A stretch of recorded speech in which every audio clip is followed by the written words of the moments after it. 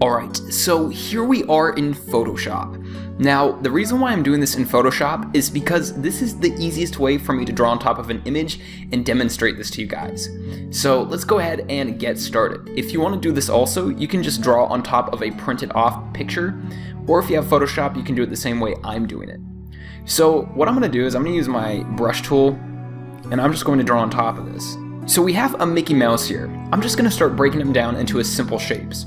So first, starting with his head. His head is just a simple circle. And then his nose is an oval. His tip of his nose is also an oval. This bottom part is an oval.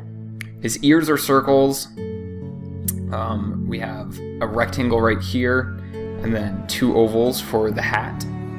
And then we have circles for the hands, and then rectangles for the arms. And then we have sort of a trapezoid or a rectangle shape for the body. And then we have basically a circle for the torso. And then we have little rectangles for these bottom parts or his pant legs. And then we have rectangles for his legs. And then for the feet, I'm just going to break them down into simple blocks, like so. So now we have the simple shapes laid out of Mickey Mouse. Let's go ahead and turn off our image so we can see those shapes. So you can see that entire Mickey Mouse is made out of very simple shapes. And just an interesting fact, when Walt Disney first designed Mickey Mouse, he wanted them to be made out of extremely simple shapes so that any animator could replicate them and animate them extremely easily just by tracing pennies and other objects. So this is why I started out with Mickey Mouse, is because I knew that he's created out of very, very simple shapes. Now, how can we turn these simple shapes into more of an organic shape?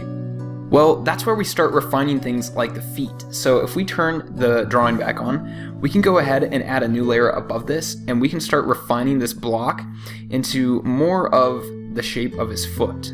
So, something like so. And his legs kind of have more of a bend to him. We can start working on this foot. So if we turn our drawing layer off and we turn off our background image, you'll see we start to get something that's starting to resemble something a lot more like Mickey Mouse.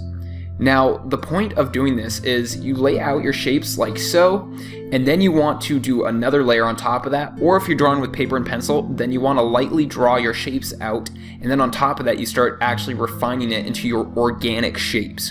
This is how professionals do their artwork. So a lot of people just want to go straight in and start drawing the image, but you need to work from the basics and move all the way up to the more intricate details of your artwork. Let's go ahead and break another image down into its shapes. So here we have a landscape. So using my brush tool again, I'm going to go ahead and break this down into simple shapes. So starting with my horizon line, I'm just going to go ahead and create a line going across like so. And so that's our first basic shape, is just sort of this rectangle down here. Next is the tree. So the tree is kind of a line with a circle on top of it. And then our mountains can be broken down into two triangles. So one like so, and then the other one in front of it. And then this other mountain back here can be more of a trapezoid, so it's got a flat top. And those are the basic shapes. If you wanted to, you could even include this cloud back here. It's kind of a triangle shape. And let's go ahead and turn that background image off. So now you can see even this image can be broken down into basic shapes. And once you get it broken down into basic shapes, then you can go in and add detail, like more of a curve along this bottom edge of the mountain. Same with over here, you can add a little bit more there. Your tree might have a couple of branches sticking off in certain areas. Your horizon line might not be a completely straight line. It might have more of a zigzag effect to it because there's little trees and plants and all kinds of things along that edge, maybe even some bushes out there. Let's try one more image. So this is going to be a more complicated image of a girl, or a ballerina to be more exact, and we're going to break her down into her basic images. And we're going to break her down into her basic shapes. So let's start with her head. So her head is basically a circle. I'm going to bring my brush size up so you can see that a little bit better.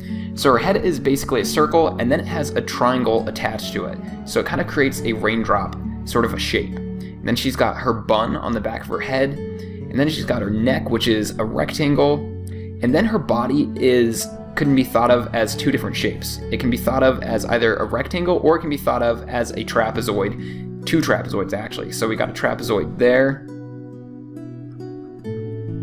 and then we got a trapezoid here that kind of comes down more into the waist. And then her arm can be broken down into 2 rectangles, so there's a rectangle there, and then there's a rectangle there. And then her hand can just be broken down into 1 rectangle there, 1 there, and 1 triangle for her thumb.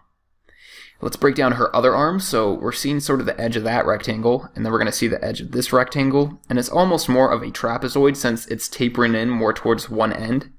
And then over here we can break this down into a rectangle, and then a triangle for the thumb, and sort of a trapezoid for that bunch of fingers right there.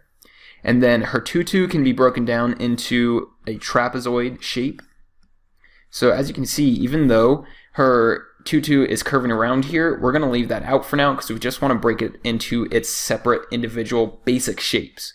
Then her leg is a trapezoid. And then we have another trapezoid going down here that's making up the calf. And so the calf is made out of 2 trapezoids, like so. Or you could even think about that as a diamond if you wanted to simplify it even further. And then we have her foot, which is kind of a triangle shape. And then we do her back leg, so another trapezoid back here. And then we can create another trapezoid there, and we can even make this a triangle. And then this foot can also be broken down into a simple triangle, like so. Now, like I said, shapes are going to be the most important part when it comes to your drawings. If you don't get your shapes right, nothing else is going to look correct. So you want to make sure that you really study shapes and images and objects and really start to understand how they play with each other and play off of each other. So your assignment for this lecture is to go ahead and take a bunch of images and break them down into their separate shapes. Once you've done that, then I want you to draw a picture of something, let's say a lamp or even a character that you want to design, but I only want you to draw the simple shape.